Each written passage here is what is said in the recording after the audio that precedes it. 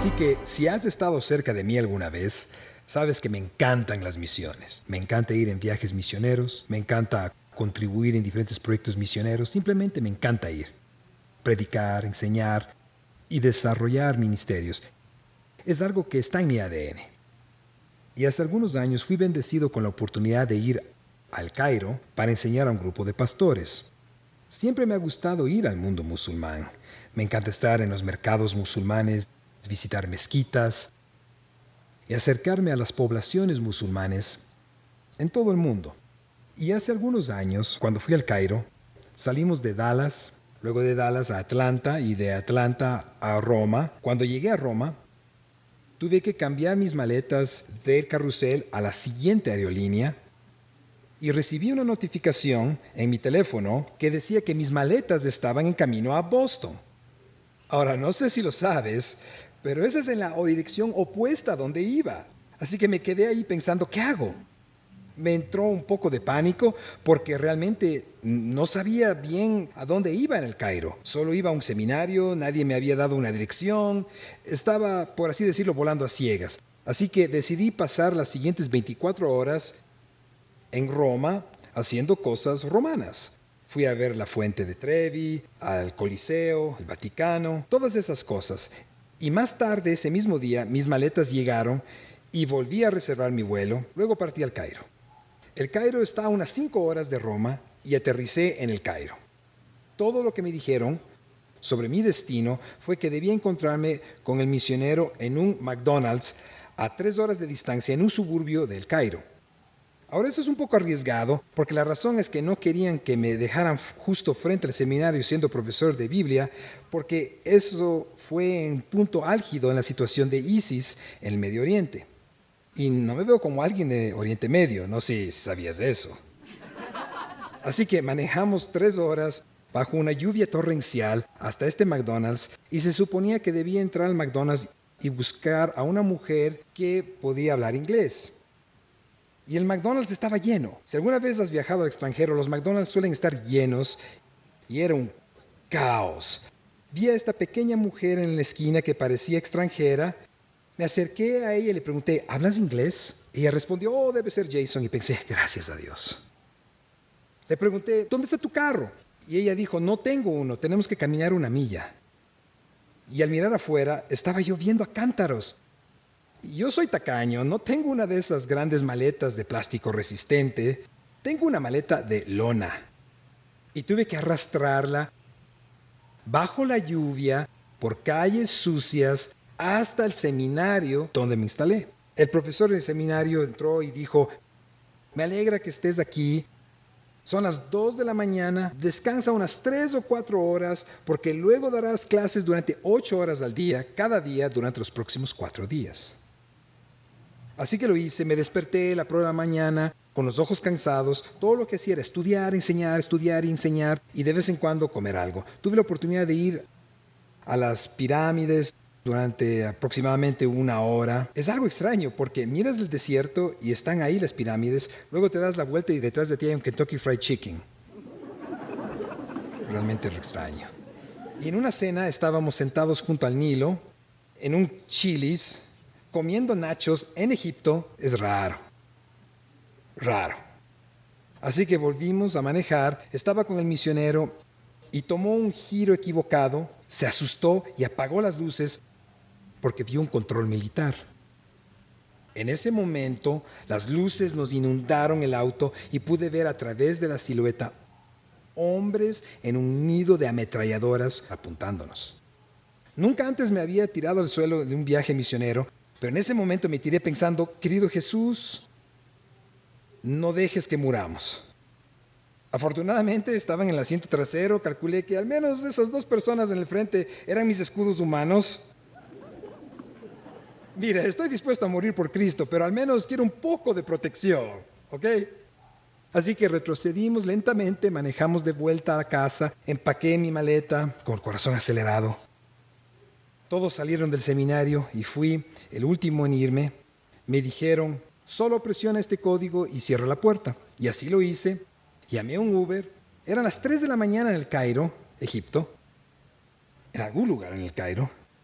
El auto llegó Estaba afuera, con mi cabello rubio, con una estúpida sonrisa de americano, esperando un Uber en un país musulmán. Así que me subí al Uber. Soy de esos que conversa en Uber, no sé tú, pero me pongo nervioso y empiezo a hablar. Me presenté, le dije, me llamo Jason, y el tipo respondió, yo me llamo Islam. Yo pensé, oh vaya, va a ser una noche larga. Y durante 3 horas me recitó el Corán, me preguntó unas 5 veces qué hacía en este país, y yo solo pensaba, ¿me llevarán al desierto? ¿Me quitarán esta hermosa cara de mi cuerpo? No te ríes de eso. Esta es mi fuente de ingresos, ¿de acuerdo? Así que mientras llegamos al aeropuerto, no sé cuánto tenía en el bolsillo, algo de dinero egipcio. Saqué ese dinero, le di la mayor propina que pude, solo porque no me decapitó, lo cual es el estándar mínimo cuando estás en un taxi. Y me subí al avión, volé 5 horas del Cairo a Roma, de Roma a Atlanta. Me quedé atascado en Atlanta, así que no subí el avión hasta la mañana siguiente. El domingo por la mañana volé de Atlanta a Dallas. Alguien me recogió en coche, me llevaron a la iglesia, subí al escenario y prediqué. No sé qué prediqué, no creo que haya sido muy bueno. Pero la gente me preguntó, Jason, ¿por qué harías eso? ¿Por qué arriesgarías tu vida? ¿Por qué pondrías tu cuerpo a prueba de esa manera? ¿Qué es tan importante para ti como para hacer eso? ¿Lo harías de nuevo? Al 100%. Una y otra y otra y otra y otra vez. Y esta es la razón porque el Evangelio de Jesucristo lo es todo. Absolutamente todo, todo para mí. Y sé que hay personas en todo el mundo que nunca han escuchado el mensaje del Evangelio. Y me atrevería a decir que la mayoría de las personas de la iglesia ni siquiera entienden realmente lo que es el Evangelio. Saben de los Evangelios, Mateo, Marcos, Lucas y Juan, pero no están muy seguros de lo que realmente es el Evangelio. Así que mientras hablamos de la iglesia, mientras definimos la iglesia y pensamos en la iglesia durante las próximas semanas, pensé que quería establecer el estándar para cada uno de ustedes sobre lo que realmente es el Evangelio. Y Pablo lo resume en Romanos capítulo 5, versículo 8, cuando dice esto: mas Dios muestra su amor para con nosotros en que siendo aún pecadores, Cristo murió por nosotros. Mientras tú y yo aún estamos en nuestro estado pecaminoso, Jesús muere. Ahora piensa en eso por un momento, porque la mayoría de nosotros lo tenemos al revés. Pensamos que tenemos que limpiar nuestras vidas, tenemos que perfeccionarnos, tenemos que vestirnos bien los domingos, tenemos que sonreír de la manera correcta, tener que actuar de la manera correcta, tenemos que hacer esto y aquello y esto y aquello, y entonces Jesús nos sonreirá y dirá, estás aceptado. Pero esa no es la idea bíblica de lo que es el Evangelio. El Evangelio es que Dios demuestra su amor por nosotros en que, siendo pecadores, Cristo murió por nosotros. Y la razón por la que sé que muchas personas en las iglesias cristianas de hoy no tienen una buena comprensión del Evangelio es porque en algún momento, a principios de mis 30 en el ministerio, todo se derrumbó para mí. Crecí en la iglesia, ya oíste esas historias la semana pasada, la escuela dominical, el servicio del domingo por la noche. Yo conocía esto llamado iglesia. Sabía cómo orar, sabía cómo leer la Biblia, pero por alguna razón, a mis 30 años, tuve esta idea errónea de que si simplemente trabajaba más duro, Dios estaría más complacido conmigo. Si simplemente oraba más, y nunca escucharás a un pastor decir esto, si simplemente oraba más, todo me saldría bien. Algunos de ustedes luchan con sus planes de lectura de la Biblia porque leen y leen y leen, porque de alguna manera piensan que Dios los aceptará más. Pero tengo noticias para ti. No importa lo que hagas, ya sea una disciplina espiritual o no, esas cosas nunca te acercarán más a Dios. Lo que te acerca a Dios es el gran y glorioso Evangelio de Dios. Y cuando estudias el libro de Romanos, Pablo hace todo lo que pueda para explicar esta idea de que Dios está a cargo de todo. Así que en algún momento alrededor de mis 30, realmente comencé a hacerme la pregunta, ¿qué es esto que llamamos el Evangelio? ¿Y cómo debería realmente funcionar en nuestras vidas? La mayoría de los cristianos le ven de esta manera. Piensan, está bien, voy a venir aquí, voy a decir la oración del pecador, digo la oración del pecador, y todo se arregla para mí. Y puedo salir y vivir como quiera. Y sin embargo, no llevan ese evangelio a donde continúe trabajando en cada aspecto de su vida. Y Pablo tiene esta idea de que el evangelio lo cambia todo. Y si lo cambia todo, ¿por qué no estás siendo transformado? ¿Alguna vez te has preguntado eso? ¿Cómo? Sigo tratando, y ese es tu problema. Sigues tratando. Ahora, cuando digo evangelio, ¿a qué me refiero? Bueno, tienes que entender esto. El evangelio no es un qué, es un quién. Pablo escribe en Romanos y desearía tener tiempo para desglosar todo el libro de Romanos, pero estaríamos aquí probablemente los próximos 27 días. Lo sé porque he predicado una serie completa a través de todo el libro de Romanos y me llevó alrededor de medio año para terminarla. Así que no tenemos tiempo para desglosarlo todo, pero permíteme decir esto. La comprensión del evangelio en la iglesia primitiva vino de Pablo. La mayoría de las cartas de Pablo, en su mayoría, son anteriores a Mateo, Marcos, Lucas y Juan. Así que la comprensión de la iglesia del evangelio realmente provino del apóstol Pablo. Ahora, eso no debería disminuir nuestra fe, en realidad debería fortalecer nuestra fe, porque cuando los apóstoles comenzaron a escribir los evangelios, tomaron la idea de Pablo y la encapsularon en su teología. Y el evangelio no es un qué, no lo que haces, es en quién confías. El evangelio por el cual Pablo está dispuesto a dar su vida trata de una persona, y esa persona es Jesús. Ahora, esta palabra evangelio que recibimos es conocida como evangelion, que es de donde obtenemos nuestra palabra evangelio. Así que euangelio es una palabra para evangelio en griego y la idea es simplemente la de un mensajero. Así que piénsalo, en los tiempos romanos o griegos viajaban muy lejos para las batallas y conquistaban territorios y tierras y ganaban victorias muy lejos de la ciudad. Así que nadie realmente sabría que algo había sucedido hasta que el mensajero llegara para contar lo que había ocurrido. Así que Evangelion era este mensajero que venía de lejos de un campo de batalla para anunciar que la victoria había sido ganada. Ahora, lo interesante de eso es que aunque la batalla estaba muy lejos, las personas dentro de la ciudad no necesariamente sentían el impacto de la victoria desde la distancia. Tenían que esperar que el mensajero les dijera lo que había sucedido y luego algún día el rey o el emperador regresaría a la ciudad y entonces la victoria sería sentida. Algunos de ustedes piensan que tan pronto como dicen la oración del pecador, todas sus batallas y todas sus guerras y todas sus victorias estarán presentes en ese mismo momento. Pero no es cierto.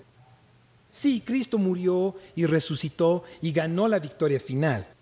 Pero hay momentos que hay un retraso hasta que experimentamos esa victoria. Y un día la experimentaremos en su plenitud. Así que el evangelio no es un qué, es un quién. El evangelio es un anuncio de una victoria que ha sido ganada. Pero esta es la clave. El evangelio no es un consejo a seguir, sino una noticia de lo que ya se ha logrado. La mayoría de nosotros leemos la Biblia pensando en estos términos. Si solo leo la Biblia y la sigo y obedezco, entonces seré justo ante Dios. Pero eso tampoco es cierto. Te hará una persona moral. Tal vez te haga no engañar a tu esposa, o no robar en la tienda de comestibles, o no asesinar. Pero eso no necesariamente te salvará. Lo que te salva es la obra de Cristo en la cruz. Puedes hacer todas las disciplinas espirituales que quieras, pero esas son en vano a menos que Cristo haya muerto en la cruz. Así que el evangelio no es un consejo a seguir, y este evangelio tiene que ser la voz más fuerte, no solo en esta iglesia, sino en tu vida también. Piénsalo de esta manera. Podemos hacer todo lo posible para proteger y mantener nuestra nación, pero sin el Evangelio, no importa, estamos perdidos. Podemos hacer todo lo posible para crear buenas familias y familias saludables, y espero que lo hagas. Pero sin el Evangelio, no importa. Todos estamos condenados al infierno. El Evangelio es lo que debe ser central. Y cada gran despertar espiritual del que tengo conocimiento incluye algún tipo de estudio del Evangelio y del libro de Romanos para obtener una mayor comprensión de lo que Dios había hecho para ellos. Y así que en Romanos, Pablo comienza a desglosar y trabajar algunas de las preguntas más importantes que enfrentamos hoy. Y el principal problema que enfrentamos no son nuestros problemas políticos. El principal problema que enfrenta esta nación son nuestros problemas de pecado.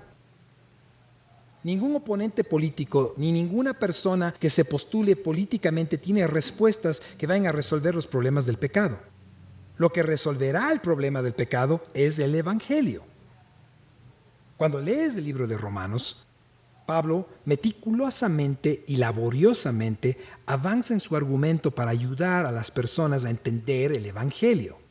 Fue tan significativo que durante los primeros 100 años de la Facultad de Derecho de Harvard, los estudiantes de primer año tenían que estudiar Romanos debido a la forma en que Pablo cuidadosamente construyó su argumento. Y Pablo se centra principalmente en Dios en el libro de Romanos. Él menciona a Dios 153 veces, una vez cada 46 palabras. Así que como lo vio Pablo, Dios es central en la iniciación de este gran evangelio, lo que nos dice algo sobre el carácter de Dios. Nos dice algo sobre Él. Si Dios es quien está iniciando esta obra para salvarnos. Ahora, he estado en esto mucho tiempo y puedo decirte que hay muchas personas en este mundo que tienen diversas ideas sobre Dios. Y pueda que tú tengas algunas de estas ideas. Una idea es que Dios es un autoritario malvado. ¿Has escuchado alguna vez que Dios solo quiere quitar toda la diversión de la vida y solo darnos reglas? ¿Cuántos crecieron con ese tipo de Dios? Sí, como Dios no quiere que bebas, no fumes, no mastiques tabaco, ni salgas con mujeres. Esa era como la primera regla de la casa de los Kennedy. Todo reglas, nada de diversión. Quiero decir, ¿alguna vez lo has notado? Quiero decir, escucha, puedo decir que algunos de ustedes crecieron con ese Dios por la forma en que adoran.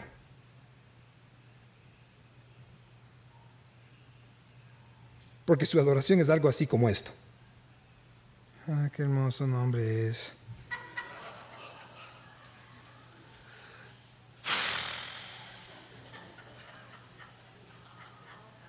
Qué hermoso nombre es.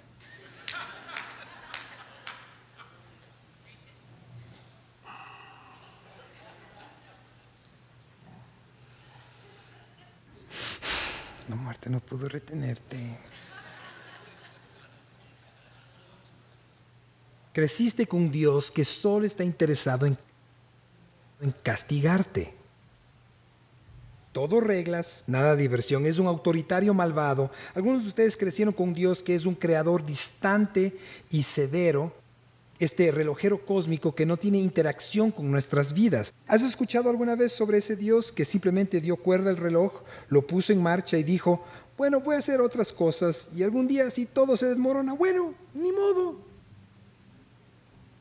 Otros de ustedes creen que Dios es un amo severo y probablemente es donde la mayoría de nosotros caemos por defecto.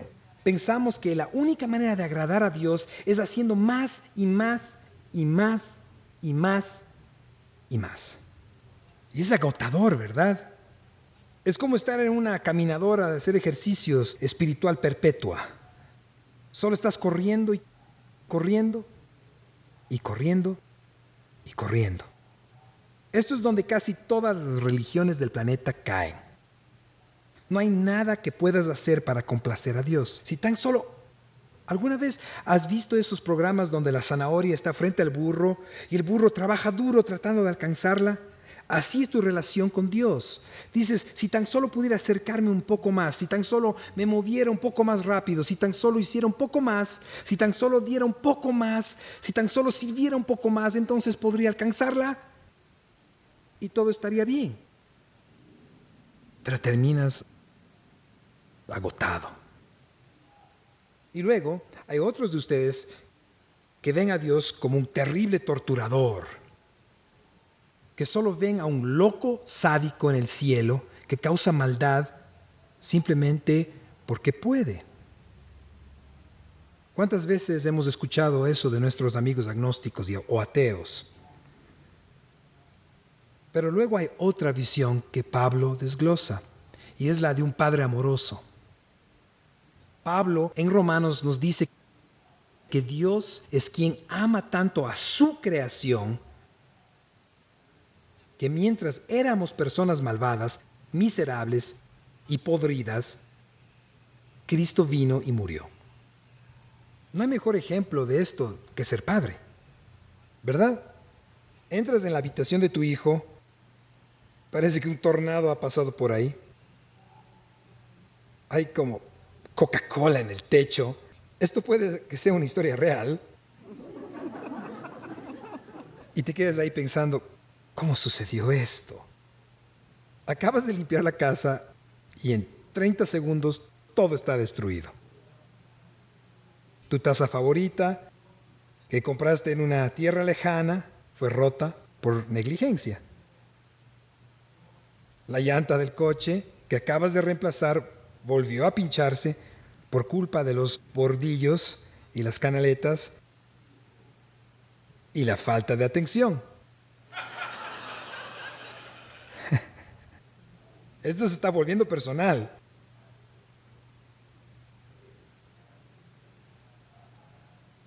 Todo lo que hace tu hijo, a veces, Rachel y yo hablamos de esto y decimos, vaya, sabes, no tendremos tanta ropa sucia que lavar cuando nuestros hijos se vayan de casa.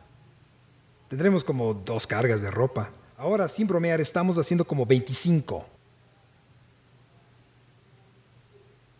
Y sin embargo, una y otra vez entras en esa habitación, pones tu brazo alrededor de tu hijo y le dices, te amo y estoy orgulloso de ti. Estás de pie sobre montones de ropa sucia haciéndolo. Este es el Evangelio. Este es el Padre amoroso. Este es quien es Dios. Y esto es lo que Pablo está explicando. Está diciendo, escuchen, Dios inicia todo. Somos personas terribles, tú y yo. Dejados a nuestra cuenta, nos destruiríamos en 30 segundos. Arruinaríamos todo. Destruiríamos todo. No hay nada realmente bueno en nosotros. Jamás. Y sin embargo, Dios se sienta a nuestro lado y dice, voy a hacer esto por ti, porque tú no puedes hacerlo por ti mismo. Rachel vio a Clara el viernes, nuestra hija, o le mandó un mensaje porque nunca está en casa. Le dio un mensaje a Clara y le dijo, por tu cumpleaños, voy a lavar tu ropa por ti. Ese es el Evangelio. Santa Rachel, pero es verdad. Es un cuadro gracioso, es una broma divertida, pero es verdad. Dios toma toda nuestra suciedad, todo lo que hemos arruinado, la acumula, la limpia y nos la devuelve como nueva. El Evangelio nos dice que Dios es amor y eso se demuestra con la acción de Cristo en la cruz y la resurrección. Y esa es la buena noticia. Mientras éramos pecadores, Cristo murió. Y por favor, escúchenme. Si eres nuevo en la iglesia o has estado aquí mucho tiempo, escúchame. Tu pecaminosidad lleva a la muerte. Siempre ha sido así y siempre será así. Tu suciedad, tu pecaminosidad, tu fealdad es lo que te lleva al infierno. Pero la buena noticia es que Dios no quiere que eso suceda. Así que la forma en que Pablo está explicando el Evangelio es que Dios inicia todo. Ahora, piensa en esto. Esta es una ilustración terrible, pero tiene sentido. Si yo cayera muerto aquí en el escenario, sería terrible. Al menos espero que todos ustedes estarían tristes. Dirían, ¿alguien va a buscar a los desfibriladores? De hecho, hagan algo. Pero ellos solo dirían, nah, ha vivido una buena vida. Sería terrible, ¿verdad? Estaría aquí tirado sin movimiento. Ahora, ¿quién inicia la reanimación? ¿Me levanto yo y digo, oigan, ¿alguien puede buscar los desfibriladores y presionar mi pecho y hacer compresiones? ¿Lo hace, por favor? Hágame vivir de nuevo. No. Es una fuerza externa la que toma esa decisión. Es una fuerza externa. Este es el Evangelio. Es que Dios baja y lo hace todo por nosotros. Pero Dios demuestra su amor por nosotros en que mientras éramos pecadores, es decir, estábamos completamente muertos, sin valor, personas terribles, Dios pone en marcha su propio plan. Está diciendo que Dios hizo algo que nosotros nunca podríamos hacer. Es radical, es un momento increíble. El acto singular en la cruz y la resurrección de Cristo al morir trajo transformación a nosotros. Aunque no siempre lo vemos. Está sucediendo por lo que Él ya ha hecho. Entonces, para que puedas ver esto hoy, quiero leer algunos pasajes de las Escrituras antes de terminar. Empecemos con Romanos 5:1, donde dice, así que, ahora, no sería un buen teólogo si no explicara esto por un momento. Hay 5 así que en todo el libro de Romanos. Y así que es como mirar lo que ha pasado. Y así que esto es lo que sucede. Y déjame repasar brevemente algunos de ellos porque son simplemente increíbles. El primero, así que termina el capítulo 3 después de que Pablo termina de exponer su caso contra la ley. Ahí está, dice, así que concluimos que el hombre es justificado por fe sin las obras de la ley. En otras palabras, está diciendo que se necesita algo más para salvarte. Y luego aquí, al comienzo del capítulo 5, dice, así que justificados por la fe, tenemos paz para con Dios por medio de nuestro Señor Jesucristo. Entonces el capítulo 3 dice, así que necesitas algo para salvarte. El capítulo 5 dice que Dios lo está haciendo y esto es lo que nos cambia. Y luego Romanos 8:1 dice, así que ninguna condenación hay para los que están en Cristo Jesús. Uno de los así que más poderosos en toda la Biblia, lo que significa que ya no tenemos que vivir con la culpa asociada al pecado que hemos cometido. Estamos completamente perdonados. Si entraste hoy borracho como una cuba o volando como una cometa, si te arrepientes de tus pecados, entonces lo que hiciste hace 1 o 2 horas queda borrado. Y no hay culpa asociado con ello. Ahora, esto no significa que no haya consecuencias por esos pecados, porque ciertamente hay consecuencias por esos pecados. Pero no significa que Dios no te ame de todos modos. Y luego está el último y más grande, así que, donde te dice, te ruego por lo tanto, hermanos, por la misericordia de Dios, que te presentes. Lo que significa que respondemos en oración a lo que Dios ha hecho por nosotros. Entonces déjame leer este capítulo. Perdón, eso fue un paréntesis, pero pensé que era importante. Justificados pues por la fe, tenemos paz con Dios por medio de nuestro Señor Jesucristo, por quien también tenemos entrada por la fe a esta gracia en la cual estamos firmes y nos gloriamos en la esperanza de la gloria de Dios. Y no solo esto, sino que también nos gloriamos en las tribulaciones, sabiendo que la tribulación produce paciencia y la paciencia prueba y la prueba esperanza y la esperanza no avergüenza, porque el amor de Dios ha sido derramado en nuestros corazones por el Espíritu Santo que nos fue dado. Porque Cristo, cuando aún éramos débiles, a su tiempo murió por los impíos. Ciertamente apenas morirá alguno por un justo, con todo pudiera ser que alguno osara morir por el bueno. Mas Dios muestra su amor para con nosotros en que, siendo aún pecadores, Cristo murió por nosotros. Pues mucho más, estando ya justificados en su sangre, por él seremos salvos de la ira. Porque si siendo enemigos fuimos reconciliados con Dios por la muerte de su Hijo, mucho más, estando reconciliados, seremos salvos por su vida. Y no solo esto, sino que también nos gloriamos en Dios por el Señor nuestro Jesucristo, por quien hemos recibido ahora la reconciliación. Esto es un pasaje poderoso, un pasaje asombroso. Y realmente nos muestra 4 cosas. Ahora, recuerden, Pablo está argumentando como un abogado, por lo que puede ser un poco complejo, pero Pablo realmente está exponiendo su caso sobre cómo el Evangelio realmente nos cambia. De 4 maneras. Número 1, cambia nuestra identidad. Pasamos de ser injustos a justos. Eso es lo que Pablo quiere decir cuando dice que somos justificados por la fe. Pablo, a lo largo del libro de Romanos, deja muy claro que hay injusticia en nosotros. No hay ninguno de nosotros en esta sala que no haya sido manchado por el pecado. Estamos rotos. ¿Cómo lo sé? Bueno, John Stott lo resumió perfectamente. Él resume toda la esencia de la fe cristiana cuando dice: la esencia del pecado es el hombre sustituyéndose a sí mismo por Dios, mientras que la esencia de la salvación es Dios sustituyéndose a sí mismo por el hombre. Todos queremos vivir nuestra propia vida, ¿verdad? Todos lo hacemos. Es el grito de esta generación. Son mis derechos, es mi cuerpo, es mi elección. Es yo.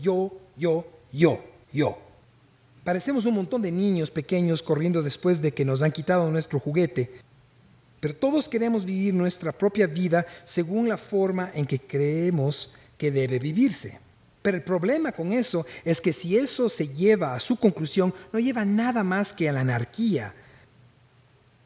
Porque si mis derechos son importantes, entonces en algún momento voy a pisar tus derechos, ¿verdad? Esa es la condición rota. Simplemente somos perdidos e injustos. Y podrías pensar: pero pastor, no soy tan malo como ese tipo. Eso es lo que típicamente hacemos en la iglesia. Tratamos de medir nuestra fe comparándonos con la fe de otras personas. Bueno, no soy tan malo como Susana. Como solicitud de oración: Susana ha cometido adulterio y necesitamos orar por su familia. Eso es una solicitud de oración, no estoy chismeando. No soy tan malo como Bill, porque Bill ha sido alcohólico durante 10 años. Yo nunca he bebido alcohol. Ni siquiera uso alcohol en mis heridas. Así de fuerte es mi postura en contra del alcohol. Oh, ¿sabes de John y Estefanía? No lo oíste de mí, pero están viviendo juntos. Y no están en habitaciones separadas. O Greg y Steve se van a casar esta semana. No soy tan malo como ellos. Hemos intentado justificarnos comparándonos con otras personas. Pero el estándar de medida no son otras personas, es la santidad de Dios. Y déjame decirte, no hay una sola persona que pueda compararse con la santidad de Dios en esta sala, ni una. Entonces tenemos un problema. Estamos perdidos y tristemente en camino al infierno. Entonces Dios interviene y tiene que justificarnos. Su obra en la cruz toma nuestra injusticia, la desecha y nos da su justicia. Así que en otras palabras, cuando Dios te mira, no ve tu justicia, ve la suya. Esa es la idea de ser justificado ante Dios. Nuestra identidad cambia. Pasamos de ser injustos a justos. La segunda cosa que cambia es nuestro estatus. A nadie le gusta leer esta parte de Romanos, pero Pablo dice esto en Romanos 5:10, porque si siendo enemigos fuimos reconciliados, así que pasamos de ser enemigos a amigos. Puedes estar pensando: ¿cómo soy enemigo de Dios? Soy hermoso, soy increíble. ¿No ves lo increíble que soy? No lo eres. Simplemente no lo eres. Cualquier pecado te pone en enemistad con Dios. ¿Alguna vez has pensado en tu pecado de esa manera? ¿Alguna vez te has preguntado si solo hago esta pequeña cosa aquí, seguramente no soy enemigo de Dios? Una infracción te pone en desacuerdo con Dios, por lo que Él cambia tu estatus. Y para aquellos que dicen, realmente no creo en eso, hay varios ejemplos en el Nuevo Testamento que menciona que éramos enemigos de Dios. Romanos 11:28, Filipenses 13:18, Colosenses 1:22, Santiago 4:4, Efesios 2. Es un estado terrible en el que estar. El Evangelio viene y cambia todo eso.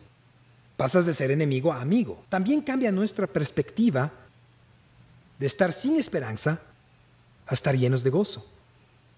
Quiero decir, ¿puedes imaginarte si fueras consciente de tu pecado y consciente de la hostilidad que Dios tiene hacia ti y tu pecado?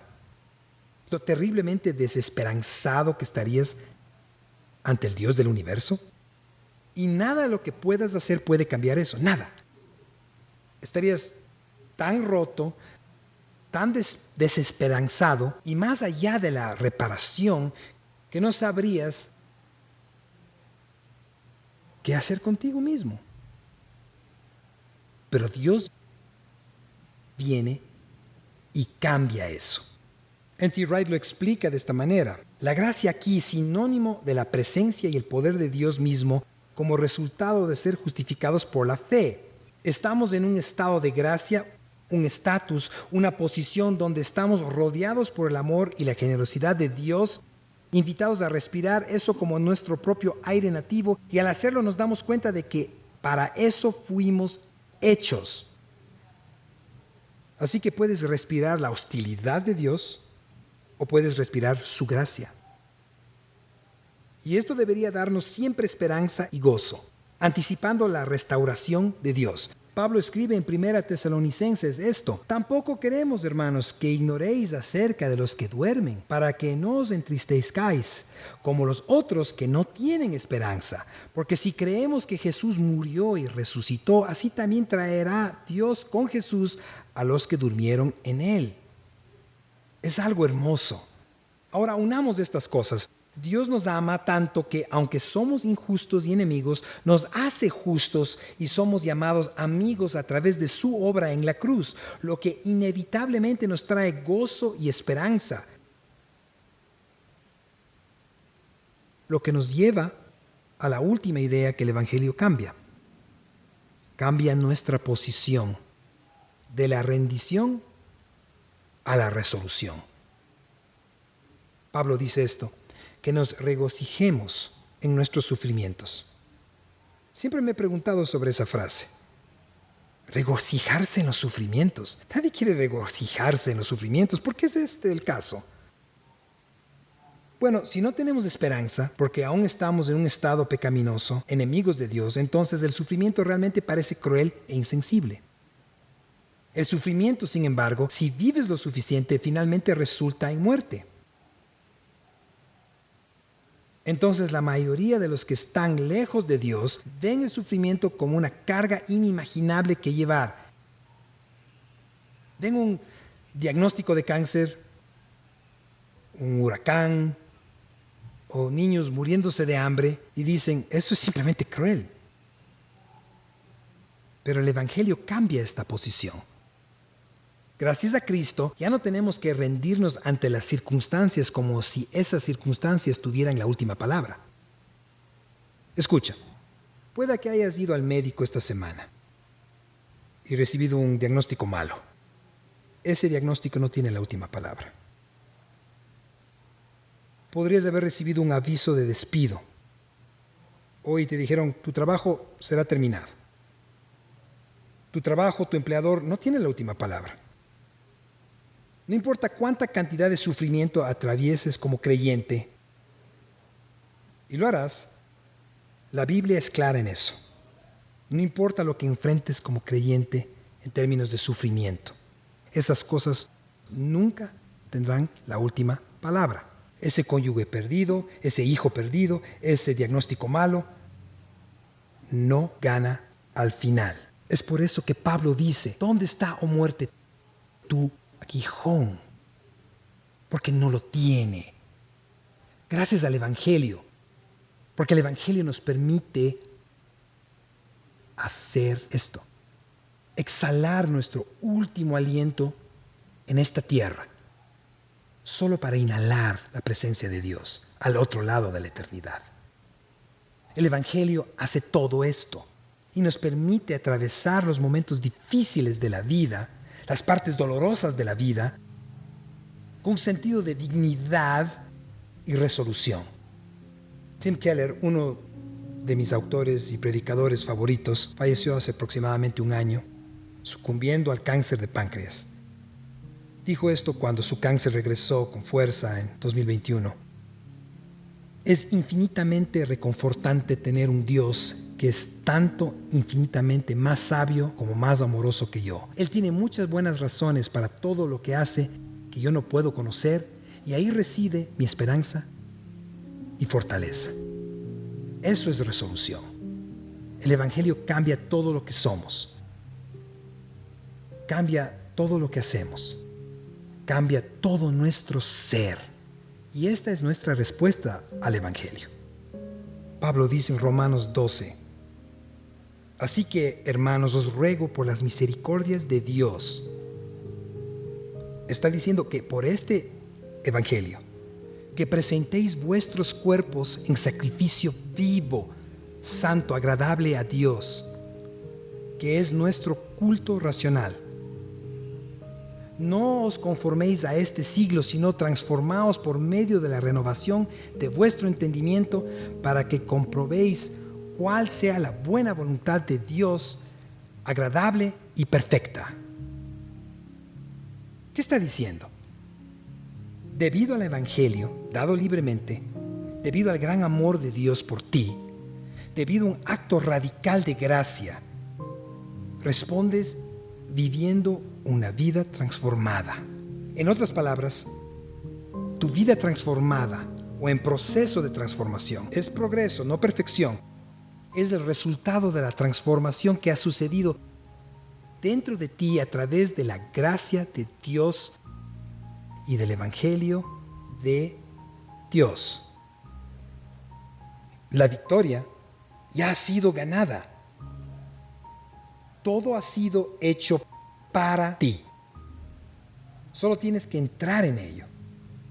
Lo recibes como un regalo. Karl Barth decía esto: por la fe somos lo que no somos. Por la fe somos lo que no somos. Y cuando finalmente me di cuenta de esto, cambió todo para mí. Yo no tengo que ganar el favor o el amor de Dios. Yo no tengo que ser perfecto. Mi progreso, mi búsqueda de la santidad proviene de una posición de adoración. Este es el Evangelio que debe predicarse en todo el mundo. Este es el Evangelio por el cual debemos vivir como iglesia. Eso es lo que nos define. Ninguna cantidad de autoayuda que hagamos desde este púlpito salvará a nadie. Pero el Evangelio sí. El Evangelio lo hará. Padre, te doy gracias por tu palabra hoy. Te agradezco que tu Evangelio todavía obra en nuestras vidas. Sé que hay personas viendo desde sus casas, viendo en vivo aquí, o que verán esto en el futuro, que necesitan este mensaje. Vienen de diferentes trasfondos de fe, les han enseñado diferentes teologías y sienten como que si estuvieran en una caminadora espiritual, solo quieren bajarse de ella.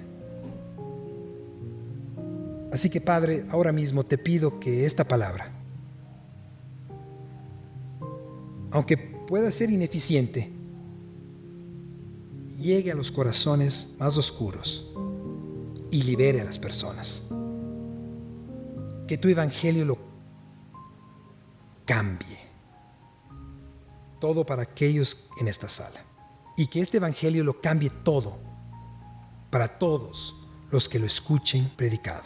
Con cabezas inclinadas y ojos cerrados, sin mirar alrededor, tal vez nunca has escuchado un mensaje del Evangelio de esta manera. Tal vez creciste en un trasfondo de fe en el que solo tenías que hacer un montón de obras espirituales para ganarte el derecho al cielo.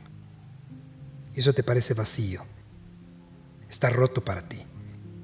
Y has pensado en rendirte porque no tiene sentido. Pero mientras predico esto hoy, tal vez algo hizo clic en tu corazón. Tal vez sientes que necesitas responder a este mensaje.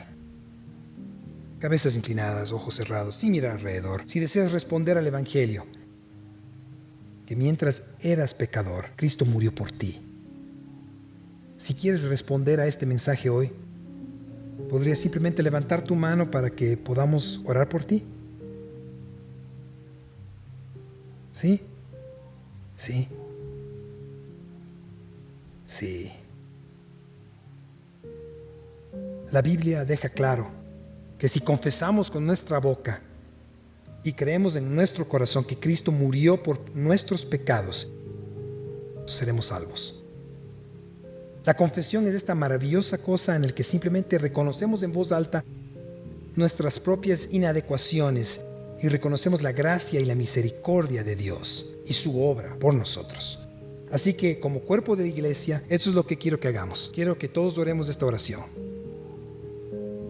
Querido Jesús, soy un pecador y soy el peor. Creo que moriste y resucitaste